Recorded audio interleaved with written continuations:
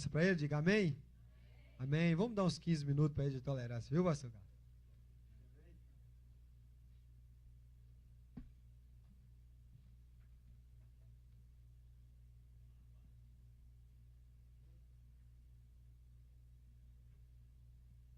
Bem, queridos, Pai do Senhor, glória a Deus.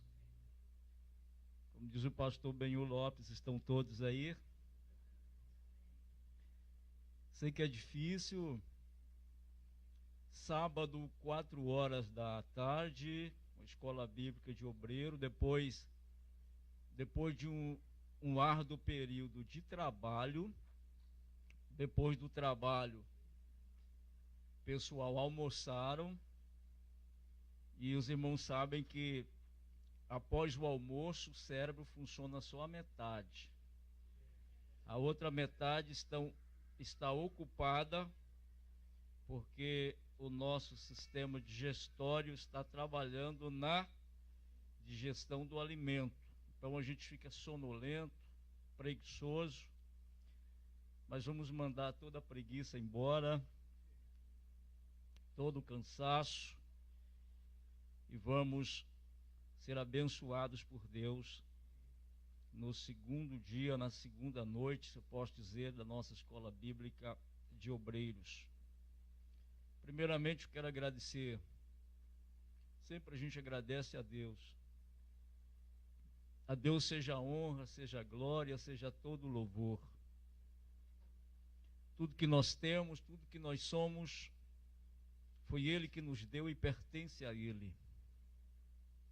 Agradecer a Deus pela vida do pastor Júnior, que me proporcionou esse privilégio de estar com os irmãos na terceira escola bíblica de Obreiro aqui na Assembleia de Deus Ministério de Hudson. Toda a coordenação do evento, todos os obreiros e todos os irmãos que vieram para nos ouvir. Por gentileza, eu quero convidar os irmãos para lermos um texto. Os irmãos que têm a apostila, por gentileza, por favor. Você pode estar fazendo uso dela. A gente vai usar um pouco.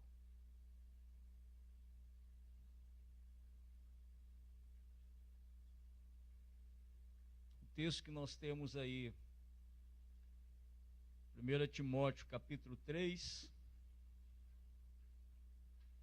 1 Timóteo capítulo 3.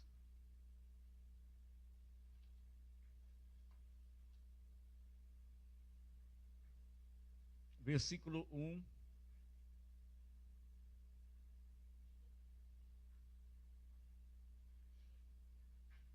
Primeira Timóteo capítulo 3, versículo 1. Todos encontraram, amém? Diz assim: fiel é a palavra. Se alguém aspira ou se alguém almeja o episcopado, excelente obra deseja. Amém, queridos? Nessa versão que eu estou utilizando, ela traz aqui: se alguém almeja o episcopado. Pode ser que em outra tradução esteja diferente. E eu tomei esse texto não para fazer aqui uma exegese, não para fazer uma hermenêutica desse texto, tomei só como texto básico para eu falar sobre a minha disciplina. Os irmãos que estão aí com a apostila, a minha disciplina é liderança cristã. Amém? Estão aí com a apostila? Liderança cristã. Como, amados, o meu tempo ele está já bem resumido, e é impossível nós falarmos de liderança cristã em tão pouco tempo. Eu digo falar de maneira consistente em tão pouco tempo. Então eu gostaria de pedir aos irmãos para nós darmos uma caminhada na apostila. E eu vou pedir a vocês, façam bom uso dela, do conteúdo dessa apostila, tanto da minha disciplina. Na verdade, isso aqui é um esboço, isso é o esqueleto. Tá bom? Eu gostaria muito que os irmãos ficassem muito atentos, que a minha aula às vezes é muito complicada. Por que é complicada? Esse é um propósito didático. Eu sou um camarada, às vezes, muito polêmico, porque a minha aula é muito didática. As joias mais preciosas não se acham na superfície do mar, mas nas suas profundezas. Então, o que é que eu gosto de fazer? Às vezes eu gosto de deixar umas pontas soltas, e todas as vezes que eu disser ponta solta, os irmãos vão escrever aí para você dar sequência, porque isso aqui é um esqueleto, isso aqui é um esboço, você que vai colocar a carne nisso aqui. Isso se chama Escola Bíblica de Liderança. Então eu não estou tratando de bebês recém-nascidos. Eu não estou tratando de meninos, eu estou tratando de liderança. Nós vamos falar sobre isso. Tá certo? Então, vamos dar uma caminhada aqui. Percebe que na tua apostila eu coloquei o líder cristão e a sua escolha, porque eu trabalho sobre 3 coisas interessantes. Pode ficar tranquilo que eu já volto para explicar. Eu falo sobre escolha, chamada e capacitação. Chamada, escolha e capacitação. Aí você vai encontrar o líder cristão e a chamada. Está na primeira página. Depois eu vou falar sobre o líder cristão e a capacitação. O líder cristão e o desafio da humildade. O líder cristão e o desafio da integridade. O líder cristão e o desafio de delegar desafios. O líder cristão e a inteligência emocional. O líder cristão deve delegar desafios e não tarefas. O líder cristão e o desafio da disposição da administração do seu tempo. E aí a gente encerra. Eu passei esse esboço para os irmãos para que você continue estudando, querido. Então vamos lá. Minha disciplina é liderança cristã. E quando eu falo de liderança cristã, eu devo introduzir falando de Neemias.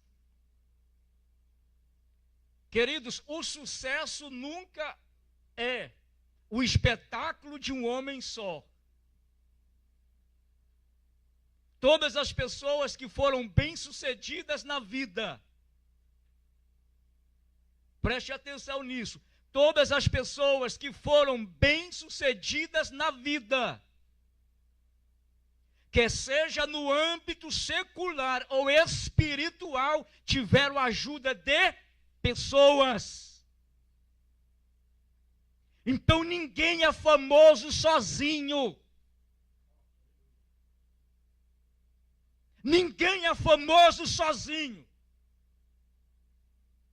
O sucesso nunca foi e jamais será o espetáculo de um homem só. E Neemias tinha essa visão, por isso, Neemias escolheu uma equipe de homens consagrados e trabalhadores que compartilhassem a sua visão. Olhe para mim aqui, queridos. Liderados não seguem líder. Liderados não seguem líder. Liderados seguem a visão do líder. Portanto, nenhum líder será seguido se ele não possuir uma visão. Ficou claro isso? Nenhum liderado segue absolutamente nenhum líder. Ele segue a visão do líder. As pessoas que seguiam a Jesus como homem, o abandonou quando ele começou o processo de sofrimento, porque muitos acharam que ele era um homem fraco, porque seguiam Jesus homem. Mas aqueles que seguiam a visão de Jesus continuaram seguindo mesmo depois da morte. Querido, olhe para mim, preste atenção nisso aqui. Jesus disse assim, ó: ide por todo mundo, pregai o evangelho a toda criatura. E nós já estamos no ano de 2017. 2017 anos depois da morte de Cristo, pessoas continuam seguindo a sua visão.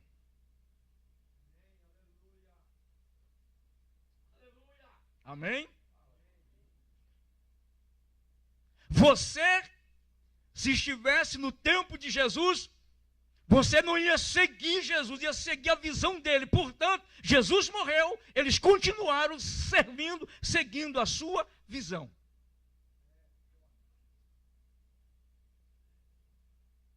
Então eu estou falando para líderes. E vejam aqui. O que é um líder cristão? Está aí na tua apostila, por gentileza, acompanha. O que é um líder cristão? Um líder cristão é a pessoa que Deus primeiro escolhe, depois chama e terceiro capacita. Então eu estou falando para pessoas que de certa forma possuem uma liderança. Você vai encontrar na tua apostila, eu creio que sim,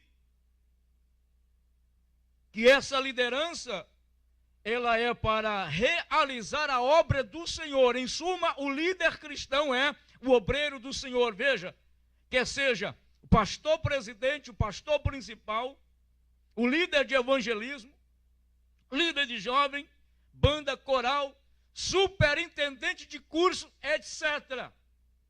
Ele é um líder cristão. Ele é um obreiro do Senhor. Como é que se dá o processo de alguém se tornar líder? Qual é o processo de tudo isso?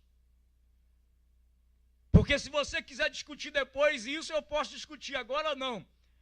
DNA da liderança. Eu não creio em DNA de liderança. Eu creio em pessoas que foram capacitadas por Deus.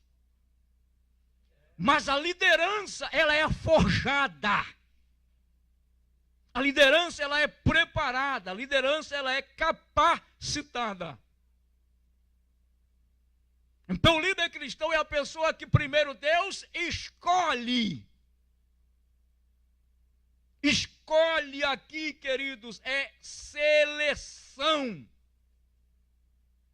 Deus seleciona pessoas para Ele chamar e capacitar na sua obra. Quem quiser, aí eu vou colocando aí, viu uma ponta aí, o texto, Atos capítulo 13. Vamos dar uma lida. Atos capítulo 13.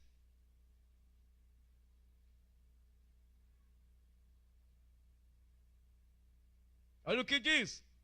Havia na igreja de Antioquia profetas e mestres. Barnabé, Simeão, por sobrenome Níger, Lúcio de Cirene, Manaém, Colasso de Herodes, o tetrarca e Saulo. E servindo eles ao Senhor, e jejuando, disse o Espírito Santo: separai-me agora. Separai-me agora, Barnabé e a Saulo, para a obra que os tenho chamado. Primeiro Deus escolhe, depois Deus chama. Tá? E olha aqui. E então, jejuando e orando. Não é um parente, não é alguém próspero, não é um amigo, não é o maior dizimista. É o chamado. É o escolhido. Jejuando e orando e impondo a mão sobre eles, os despediram. Então, o líder cristão é a pessoa que Deus primeiro escolhe. Escolher aqui é seleção. Às vezes Deus escolhe entre os escolhidos. Porque a Bíblia diz que havia em Antioquia, na igreja de Antioquia, profetas e mestres. Cita alguns nomes. Eram muitos nomes na lista. Mas o Senhor diz: separai-me a Barnabé e a Saulo para uma obra que eu tenho chamado. Então, primeiro, Deus escolhe o líder. Deus seleciona o líder. Segundo, Deus chama esse líder. E em terceiro, Deus capacita esse líder. Agora, segura isso aqui. Faz-se necessário que essa liderança primeiro trabalhe ao lado do seu pastor principal. Estão entendendo? Faz-se necessário que essa liderança, em primeiro lugar, trabalhe ao lado do seu líder principal, que é o seu pastor. Por quê? Marcos capítulo 3, versículo 24 e 25 diz que o reino dividido não subsiste. O versículo 24. O versículo 25 diz que se os membros de uma casa guerrearem contra si, não prosperará. Nenhuma obra será próspera. Nenhuma igreja será abençoada se liderados e líder não trabalharem em prol de uma só visão. Esquece, irmão. Eu estou falando de liderança. E geralmente a turbina do Fusquinha, ele aquece depois de 1 hora. Pena que a hora que esquentar a turbina eu vou ter que parar. Então faz-se necessário que essa liderança que eu mencionei aqui trabalhe ao lado do seu líder principal, que é o seu pastor. Em primeiro lugar. Aí é claro, como já tem aqueles que vão adiantando. Somente, irmão, antigamente levava 10, 20 anos para alguém fazer um comentário da pregação do pastor. Às vezes já tinha morrido, hoje é na hora. Qualquer coisa, o sujeito já ali na hora na internet já lança a mão desse recurso e já começa a falar.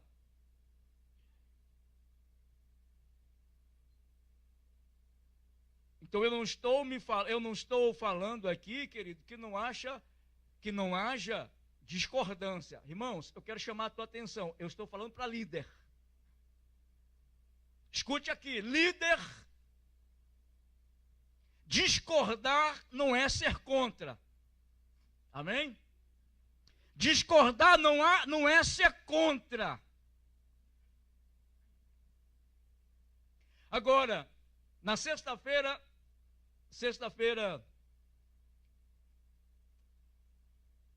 acho que foi a sexta-feira passada, Não, sexta-feira passada foi ontem. A outra sexta-feira eu falei um pouquinho com os obreiros, e eu falei sobre a riqueza de figura de linguagem que existe nas Escrituras, e uma delas é chamado de eufemismo, lembra disso? Quem se lembra que eu falei do eufemismo? Que as pessoas não devem falar que parlamentares roubam dinheiro dos cofres públicos. Eu disse que eles tomam emprestado e demoram um pouquinho para devolver. Isso é figura de linguagem.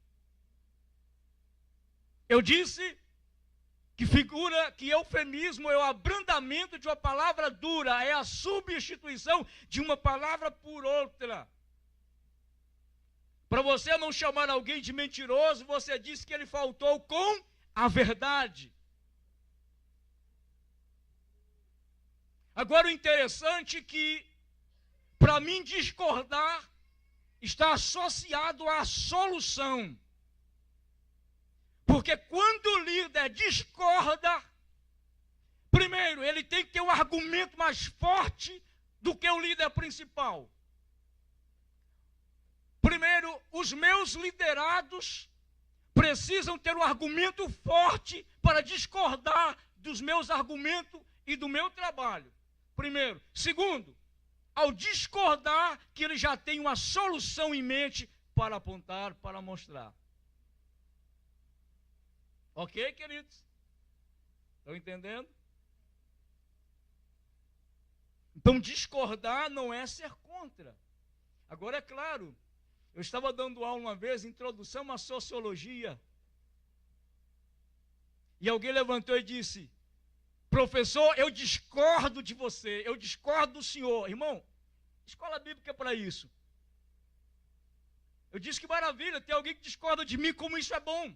Isso é saudável. Então vamos para a discussão. Só que aí, quando eu falei de eufemismo, eu chamei a atenção dele. Já que nós estamos falando de eufemismo, eu disse para ele: só que antes de você tomar a palavra,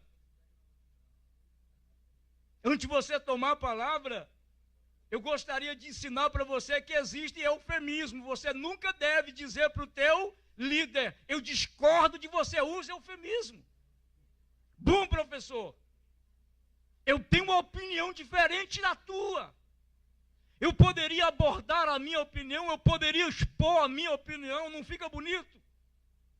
Já pensou o professor está dando aula, já pensou o pastor está falando de um assunto, alguém levanta e diz para o pastor, um liderado, levanta o pastor e diz: pastor, eu não concordo com o senhor.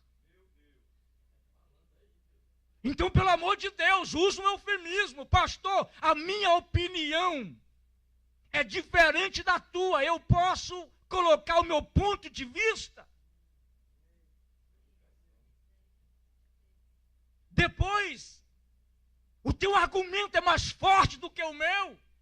Se for, você já tem a solução para o problema, ou você só quer questionar e discordar? Uma certa vez, houve um problema na igreja, houve um problema de ordem moral e de ordem ética. Quando eu falo problema de ordem moral e ética, eu estou pegando moral como conduta. E eu estou pegando ética como comportamento. Então, eles teve um problema de ordem moral e comportamental.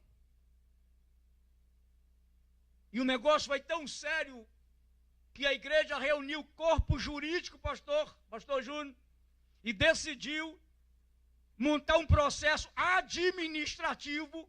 E esse processo administrativo tornaria um processo jurídico. E eu disse que eu tinha uma opinião diferente. Eu discordei daquilo, mas eu já tinha a solução. O meu argumento era mais forte. E o pastor disse: você discorda por qual motivo? Eu disse: é porque eu analisei o processo. E se vocês forem com esse processo administrativo para um processo judicial, vocês vão perder a causa, ainda vai ser processado por ele. Dito e feito. Cancelou-se aquele processo. Perdeu, ficou perdido, mas não levou avante. Ok?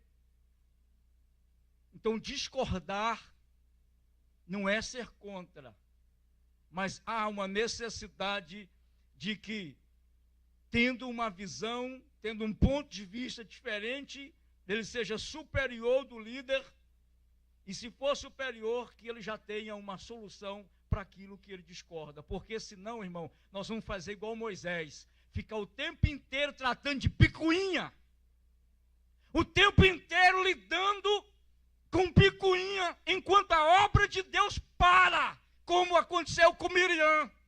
Quantos dias Miriam esteve fora do arraial para tratar da lepra? 7 dias. E se ele estivesse andando 7 dias? 7 dias andando, irmão, se vai longe. Retarda a obra de Deus. Por isso que eu falo sobre liderança cristã, escolha chamada e capacitação. Então, em primeiro lugar, essa liderança, esses liderados devem trabalhar ao lado do seu líder principal, que é o seu pastor. Agora é interessante aqui, antes que alguém comece a mandar mensagem na internet, é interessante aqui que o líder não tenta anular a personalidade das pessoas. Porque a coisa mais triste que tem, pastor Josué, é quando um líder tenta anular a tua personalidade. Lembra quando nós éramos pequenos na fé? Eu não sei se o pastor Josué, se o pastor Júnior, se o Washington espelhou em alguém. Quando eu me converti, quem estava no auge era o pastor Gesiel Gomes e o pastor Napoleão Falcão. Napoleão Falcão dizia: os 4 cavaleiros do Apocalipse. E o Gesiel Gomes: aquele que era rico lá em cima, desceu para ficar pobre aqui embaixo. Para aqueles que são pobres aqui embaixo, suba para cima e fica rico lá em cima. Era, pastor? Meu Deus do céu. E o negócio era aquelas fitinhas. Às vezes ela quebrava, a gente tinha que emendar. Alguém que é daquela época, dá um glória a Deus aí. E o Gesiel Gomes. E lá na nossa região, irmão, as pessoas diziam assim: querem ter voz grossa como Napoleão Falcão, quer ter voz grossa como Gesiel Gomes, tem que ficar no sereno. O sereno é ficar lá fora em tempo de frio. Aí você engrossa a voz. E muitos chegavam aquele vozeirão para pregar, porque ficou lá fora tomando sereno. Ficou rouco. Por quê? Porque a sua personalidade como um líder cristão ainda não estava formado. Mas quando ele forma, ele deixa de ser o Napoleão. Ele deixa de ser o Gesiel Gomes. Ele deixa de ser o Gilmar Santos. Ele passa a ser ele. Então hoje eu não sou o Gesiel Gomes. Hoje eu sou o Carlos Ribeiro. Então o líder não pode anular a personalidade dos seus liderados. E personalidade tem a questão de: pastor Júnior, o meu ponto de vista não bate com o ponto de vista do senhor. Isso não quer dizer que eu sou contra o senhor. Veja como isso fica bom. E o pastor Júnior, inteligentíssimo, ele começa a juntar o seu tipo de liderança com os demais tipos de lideranças. E a liderança se torna uma liderança forte. E uma liderança forte tem como resultado uma igreja próspera, uma igreja abençoada. Amém, queridos? Então, em primeiro, faz-se necessário que esses liderados trabalhem ao lado do seu líder principal, que é o seu pastor. Mais uma boa aqui. Em segundo lugar, essa liderança precisa ser autêntica. O que é uma liderança autêntica? É uma liderança que possui origem, tem princípio, tem origem, é comprovada comprovada. Autoria comprovada, atestada. Porque tem muitos líderes que você não sabe onde ele nasceu, quem o pastoreou, quem o formou, quem o modelou. Ele não tem origem, sua liderança não tem origem. E a confusão que nós temos hoje é em virtude disso. Líderes sem origem. Líderes que não possuem uma identidade, que não foi atestada. Pastor José está dizendo que é o mesmo que não ter pai. Perceberam? Meu filho, quem te formou? Quem te recrutou? Aí ele não sabe quem. Então, uma liderança que não tem origem. Você é pastor? Quem te consagrou a pastor? Ah, eu mesmo. Eu mesmo. É porque agora eu recebi uma unção diferente e eu mesmo posso me consagrar. Então a liderança, ela precisa ser autêntica. Ela tem que possuir origem. Pastor Joé deve conhecer o pastor José de Carvalho, pastor Pimentel, José Pimentel de Carvalho. Pastor José Pimentel de Carvalho foi o meu pastor. Depois, muitos anos eu pastoreando debaixo da sua liderança. Depois que o pastor José Pimentel de Carvalho falece, e houve o processo, porque o cargo de presidente ficou vago, houve o processo de eleição, e assumiu o pastor Wagner Tadeu dos Santos Gabi, que continuou sendo o meu pastor. Então eu tenho uma origem como líder. Eu tenho uma referência de liderança. Eu tenho uma autoria de liderança. Eu tenho um livro, oratória, que eu fiz para auxiliar os pregadores, pastores, vendedores, estudantes de direito, acadêmicos, mãe de família, o Gari. Esse livro aqui, o pastor Wagner Tadeu dos Santos Gabi tem ele, e ele lê. Então hoje à tarde nós estamos falando de liderança autêntica. Aleluia. E o Espírito Santo, na tarde deste sábado, está chamando-nos atenção para uma liderança autêntica. Uma liderança genuína, verdadeira.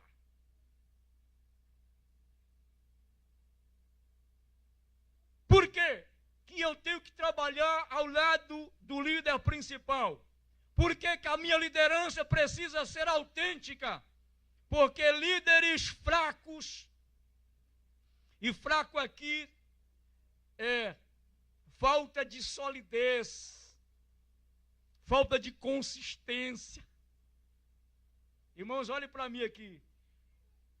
Quando a minha esposa teve a nossa primeira filha, ela teve um parto normal, não estava passando bem, estava em casa, pastor Washington. E eu precisando fazer tudo lá em casa, porque ela não estava bem. No quarto dia, a minha esposa ainda estava dependendo completamente de mim. Pastor Júnior, o meu pastor ligou para mim, nem me cumprimentou com a paz do Senhor. Quando eu disse alô, ele disse: quem ganhou neném foi tua mulher, não foi você.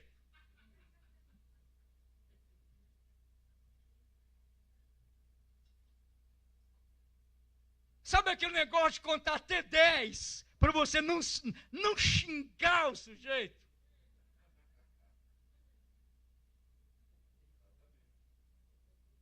Eu contei até 20, 30, 40, foi um silêncio.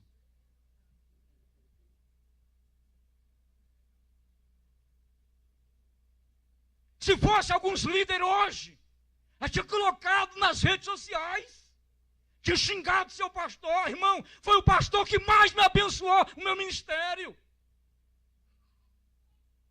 O que mais abençoou o meu ministério.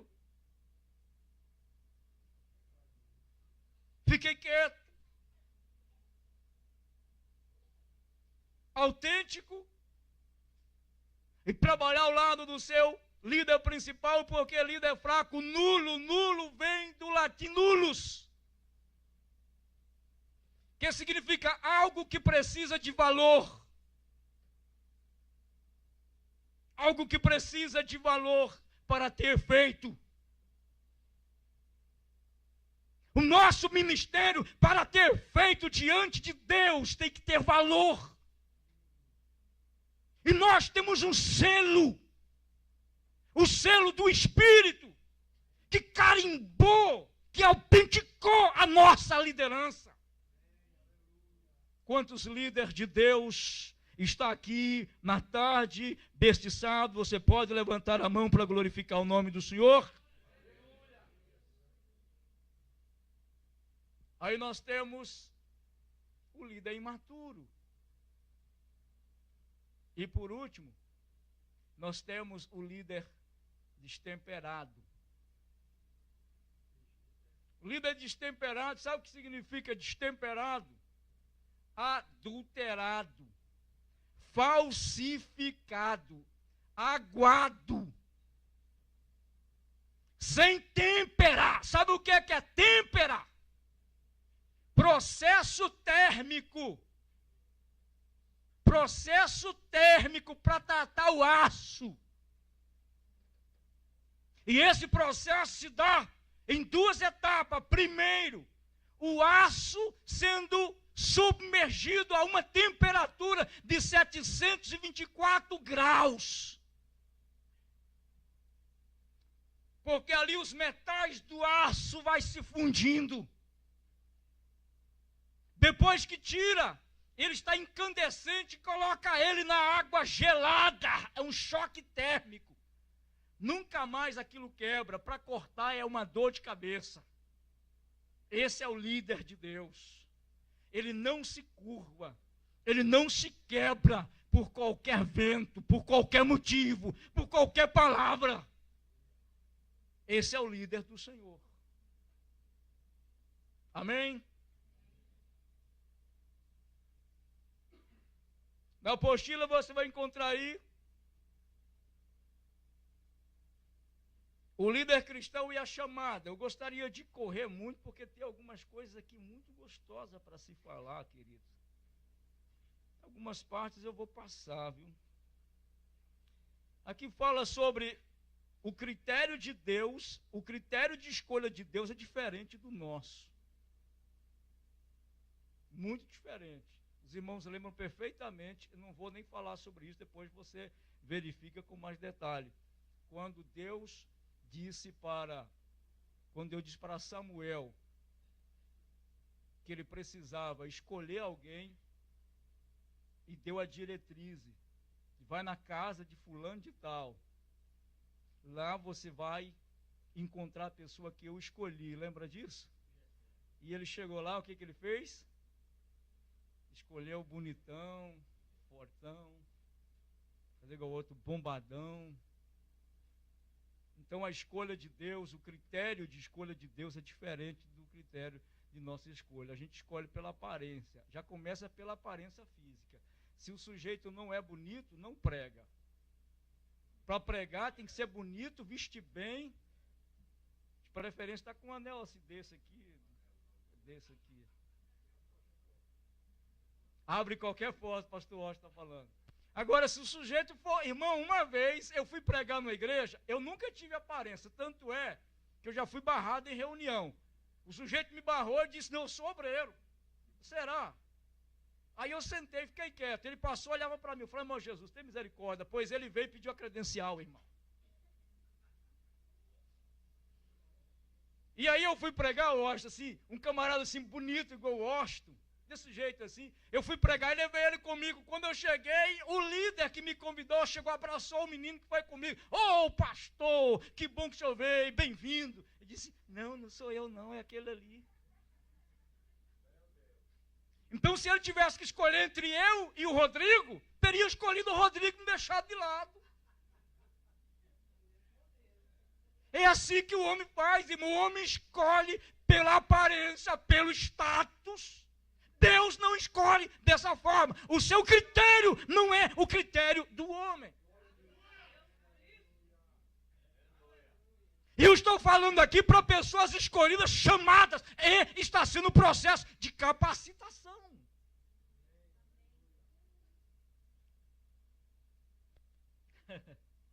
O homem tem dificuldade em fazer algo altruísta e se dá em virtude de quê? Porque ele é egoísta. Ele escolhe pensando nele.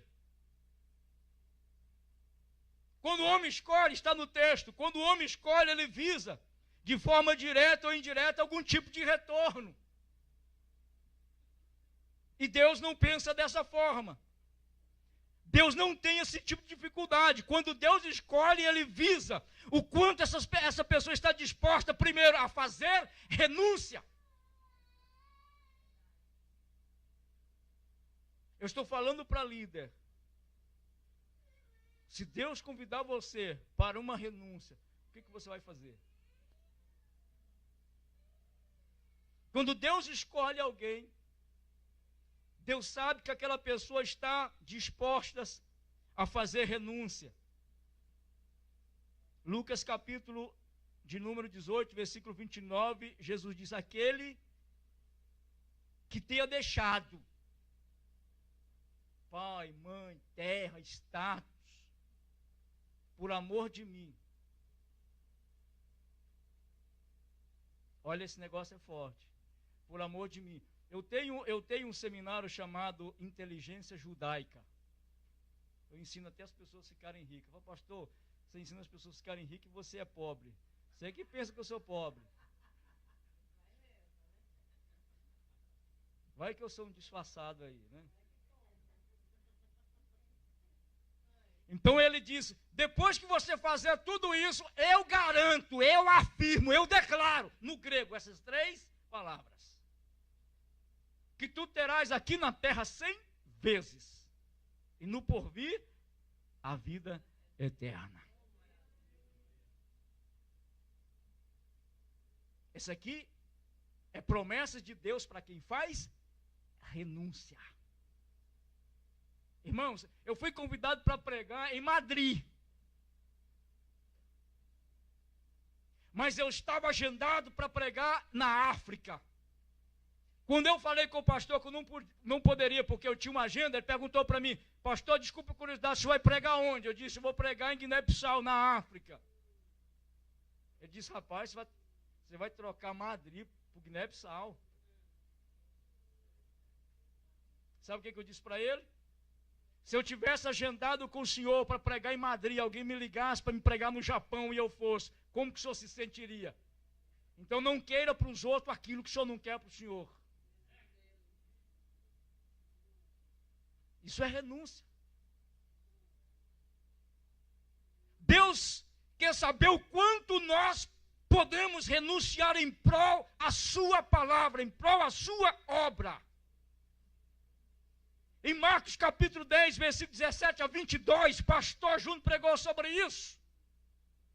Quando Jesus diz para aquele homem rico, ainda te falta uma coisa, vende tudo que tem, reparte com os pobres, renuncia e segue-me. Teste de alegação. Jesus não queria um centavo dele.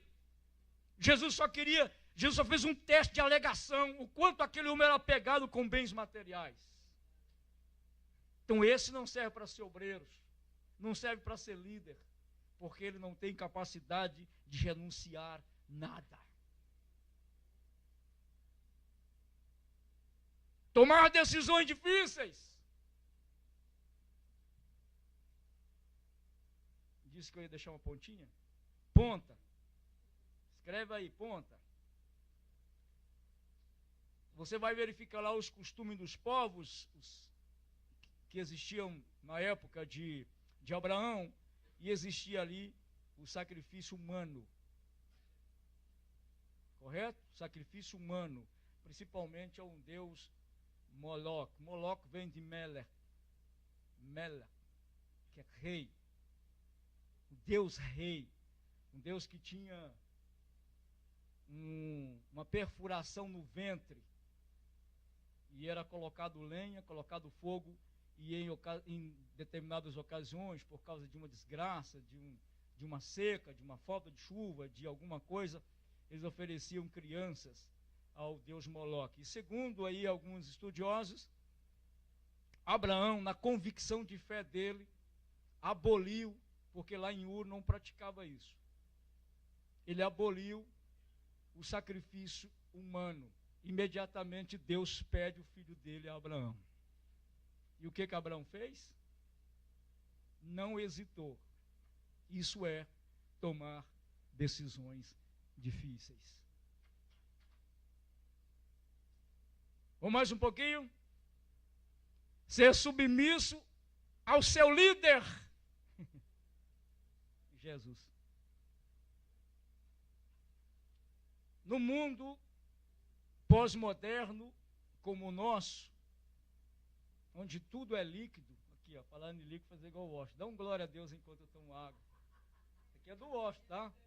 O Washington patenteou esse negócio aí, irmão. Estou pedindo permissão, viu, Washington? Senão ele me leva na corte.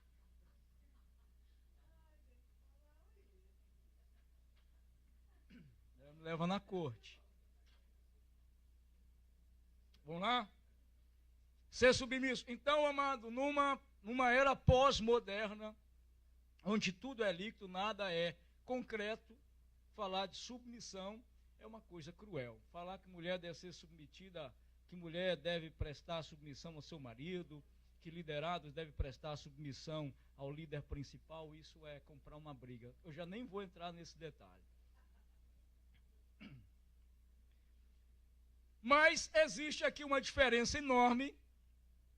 Essas frases do Gesiel Gomes, eu estava num seminário com o pastor Gesiel Gomes, e ele disse assim, que o Senhor disse para Josué, Josué, contenta-te hoje em trazer água para lavar as mãos de Moisés. Amanhã, tu serás líder. Amanhã tu reinarás. E quando você lê o texto, você vai ver que isso se cumpriu, quando Deus chegou para Josué e disse, Josué, Moisés, meu servo, é morto. Então está na hora de eu passar o cajado dele para você. E disse assim, assim como eu fui com meu servo Moisés, eu serei contigo.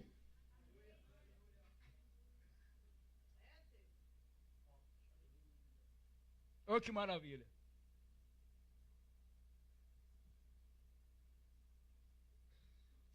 Quem lembra de Elias?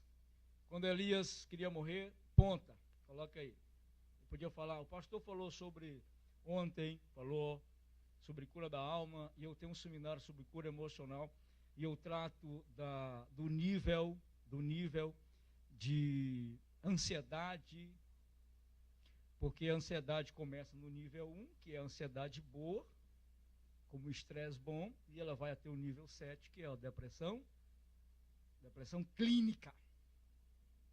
E Elias estava no processo de depressão, hoje seria depressão clínica.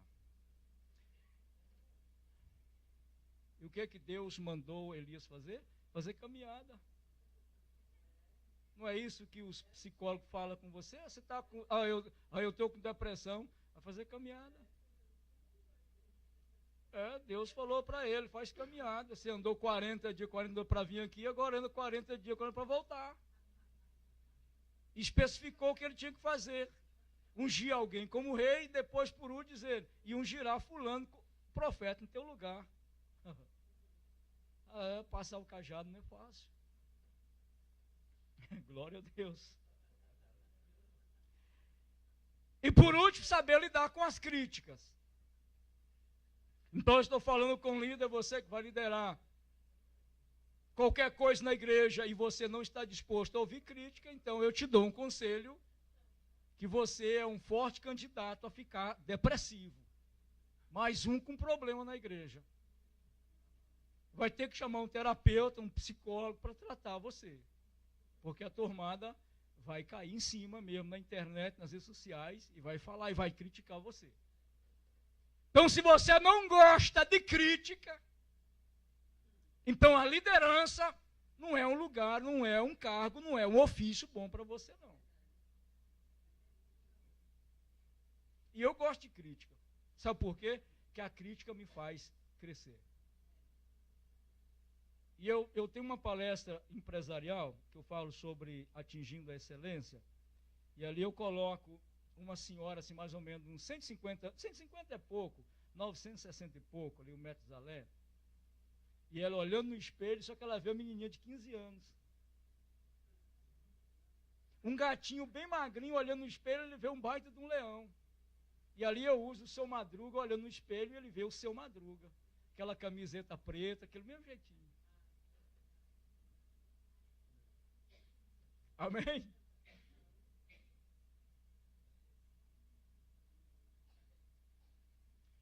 Mais um pouquinho, daqui a pouco, estou encerrando já. Na tua apostila, existem pessoas que são escolhidas e chamadas pelos homens. Conhece alguém assim? Não, né? Aqui nos Estados Unidos não tem, só no Brasil.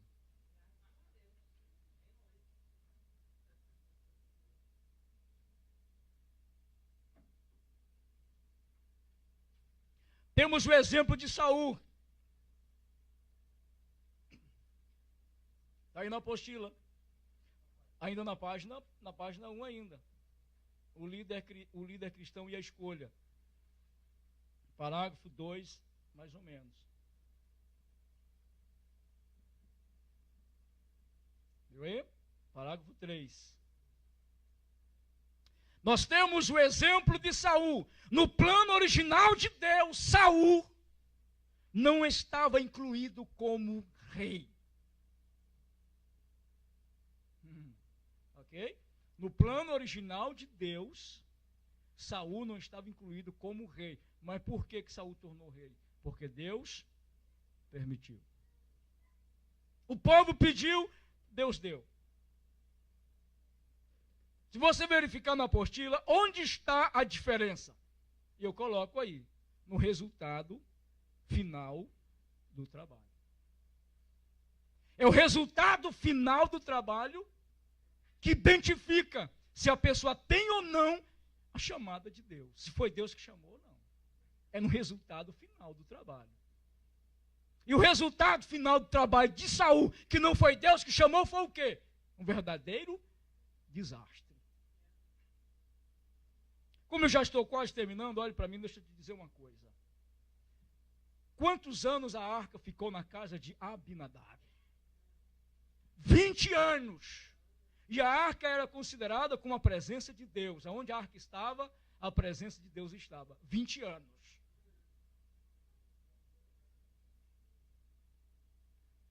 Quando a arca estava sendo transportada para Jerusalém de maneira incorreta, e nós sabemos, não vou entrar em detalhes sobre isso, e os bois tropeçou, o carro balançou, e um dos filhos de Abinadab, Uzá, tentou socorrer a arca, e morreu tragicamente.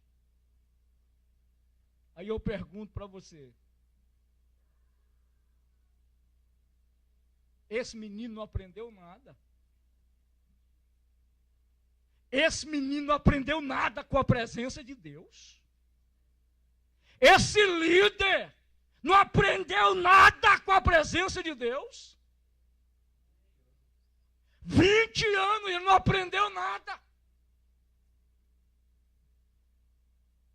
Ele não aprendeu que tocar na arca não era função dele.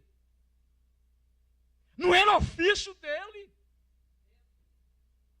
20 anos na igreja, 20 anos como líder. E o sujeito não aprendeu nada ainda. O resultado do trabalho de quem Deus chamou e quem Deus não chamou. Agora veja bem, quem é Obed-Edom? Pastor Washington, pega o nome Edom e vai verificar qual é a origem, que você vai ver. E a Bíblia diz que Deus ordenou, de maneira muito indireta, que a arca ficasse na casa de Obed-Edom. Quanto tempo? 3 meses, a Bíblia diz que o homem ficou rico. Mas tem um detalhe. Quando Davi veio buscar a arca de modo correto, Obed-Edom disse para Davi: eu sei o valor que tem esta arca. Eu sei o valor que tem a presença deste Deus. Portanto, tudo que ele me deu vai ficar debaixo de administração de terceiro, porque eu vou para Jerusalém, eu quero ser porteiro na casa do Deus de Israel.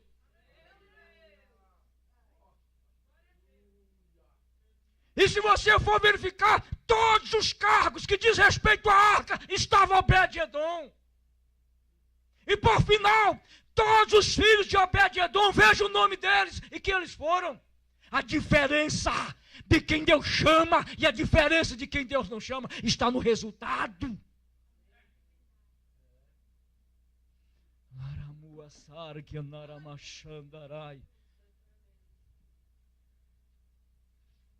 Só fica olhando. Olha o resultado. Não olha a beleza. Não olha o status. Não olha a roupa que o sujeito está vestindo. O linguajar que o sujeito está usando. Veja o resultado do seu trabalho. Glória a Deus. Eu coloquei aqui alguns nomes. Achou aí, ainda na página 1? Paulo. Tem alguns errinhos de português aí, irmão, que eu já estou misturando em português com inglês já, viu? É desculpa de quem erra o português aqui nos Estados Unidos. Aqui nós temos uma desculpa, glória a Deus. Vamos colocar a culpa no inglês. Todo mundo que erra uma palavra fala: é isso aqui, irmão, já estou meu sem saber que eu falo português e inglês. Né? Paulo, a escolha de Paulo foi assustadora para todos nós. Quando lemos as barbáries que ele fazia com os cristãos, no entanto, Deus escolheu e pronto. Hoje nós diríamos, foi a melhor escolha de Deus. Só você ler Atos capítulo 9, versículo 15. Paulo era um homem escolhido e ele não sabia, por isso eu coloquei primeiro, Deus escolhe.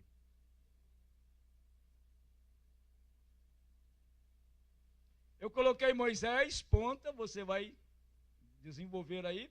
Coloquei Jacó.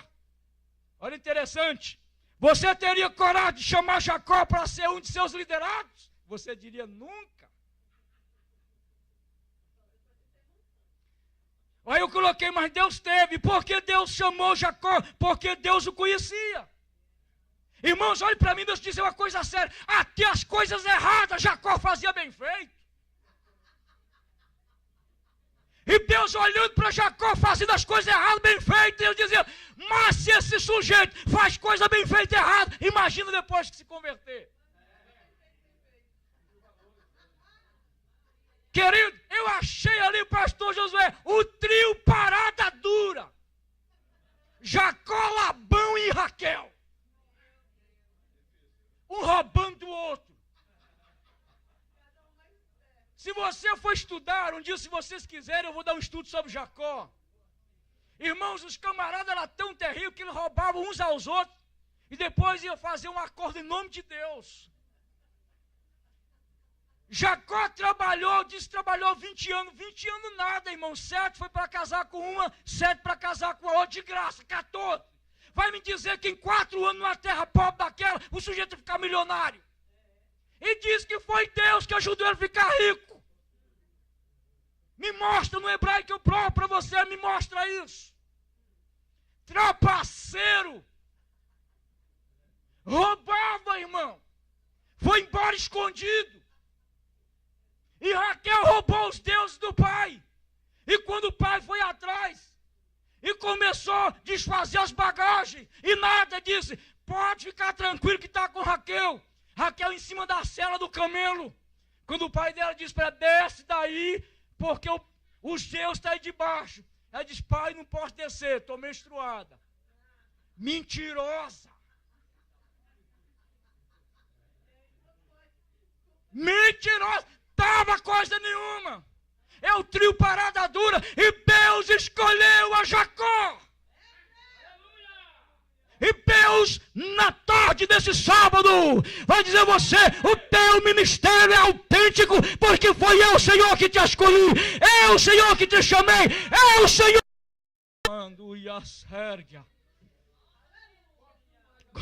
Aleluia. Glória a Deus. E as plaquinhas? Placa é só o pastor Josué. Deixa comigo na hora que o pastor José estiver falando as plaquinhas, eu vou ficar comigo. Glória a Deus.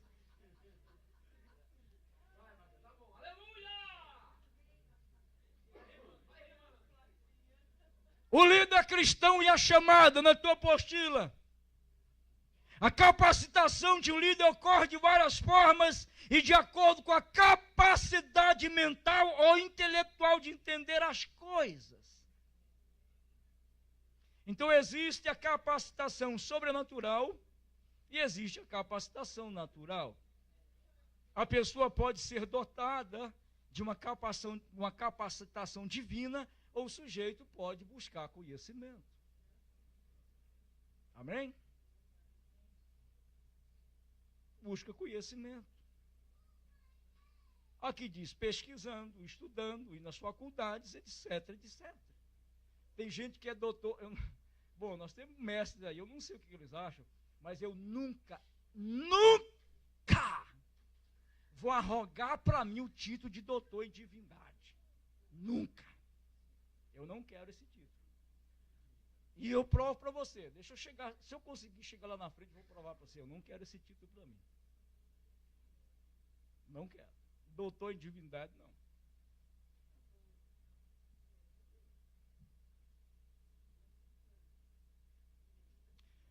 Provérbios capítulo 1, versículo 7 diz, o temor do Senhor é o princípio da ciência, mas os loucos desprezam a sabedoria. Aqui você vai verificar que ciência é o acúmulo de conhecimento que você retém no teu discurso, no teu cérebro, desde que você começa a fazer uso das faculdades até o dia que você morre. Esses conhecimentos podem ser científico ou popular, mas você adquire.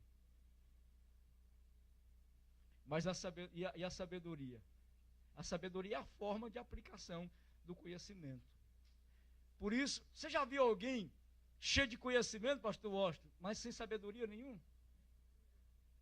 Eu tive um professor que ele ficou com raiva porque ele ia dar aula, aí ele pegava um quadro, ele puxava uma seta para lá, uma seta para a direita, uma seta para baixo, uma seta para a esquerda, uma seta para cima. Todo mundo ficava sabendo, onde é que ele vai chegar com essas setas?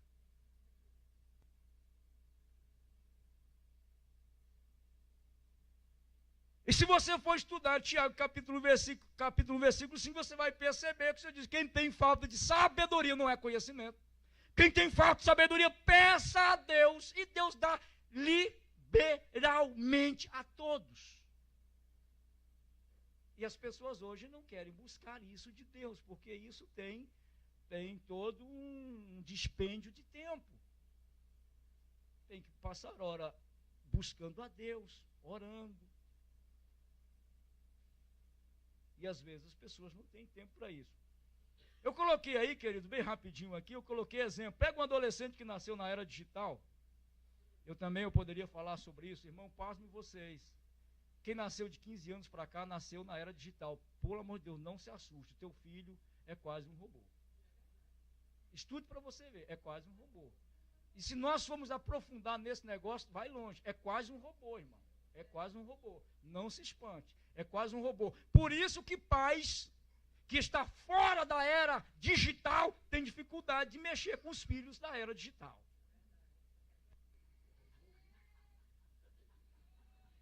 Então tá, então pegue um adolescente que nasceu na era digital, um senhor de meia idade, um professor para falar sobre celulares modernos, Quem terá a capacidade de entender melhor e mais rápido? Uns são mais capacitados, outros menos. Enquanto alguns estão lá na conclusão do estudo, outros ainda estão se questionando. O que ele está querendo dizer com isso? A plaquinha, meu Jesus, subiu aí, pastor. Vamos lá rapidinho, terminando aqui, 10 minutos. Pedrinho, Pedro, deixa eu achar o Pedro aqui. Pedro.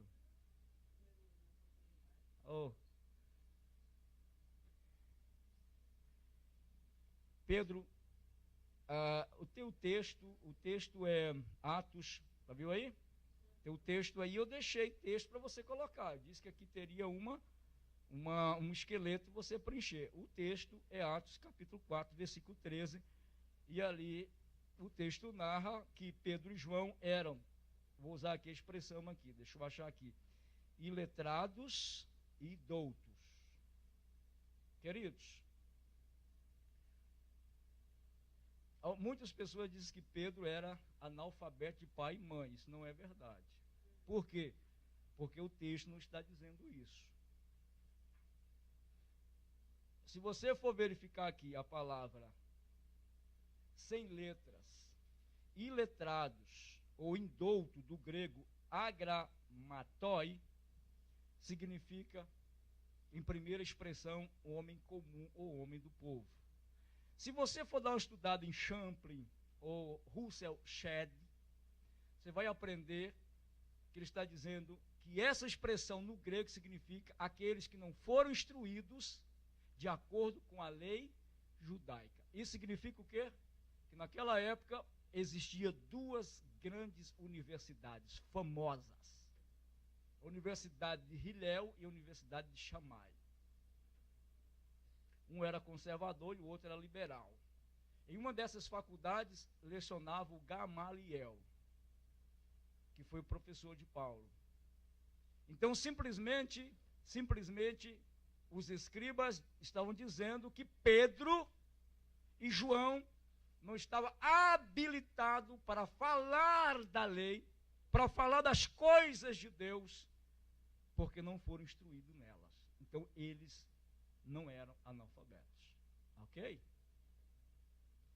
Mas a Bíblia diz que eles andaram com Jesus, instruídos por Jesus. E aí tem Paulo, nós terminamos, aí tem Paulo, aí tem o Bezalel, é tremendo.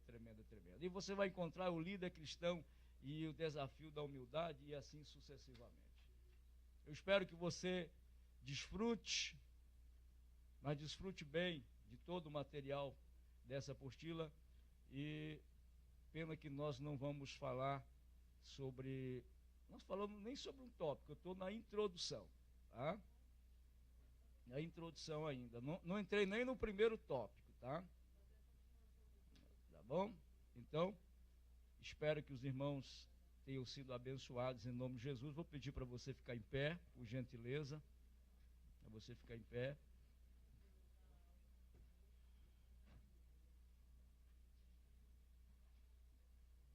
Liderança cristã.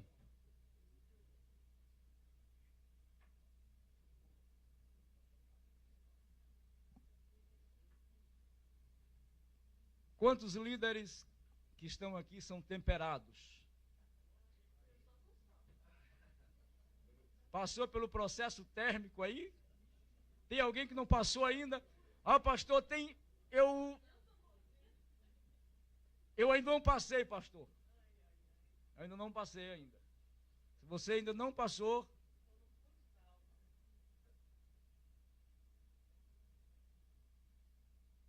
eu convido você a passar no processo da têmpera. Passar no processo de Deus.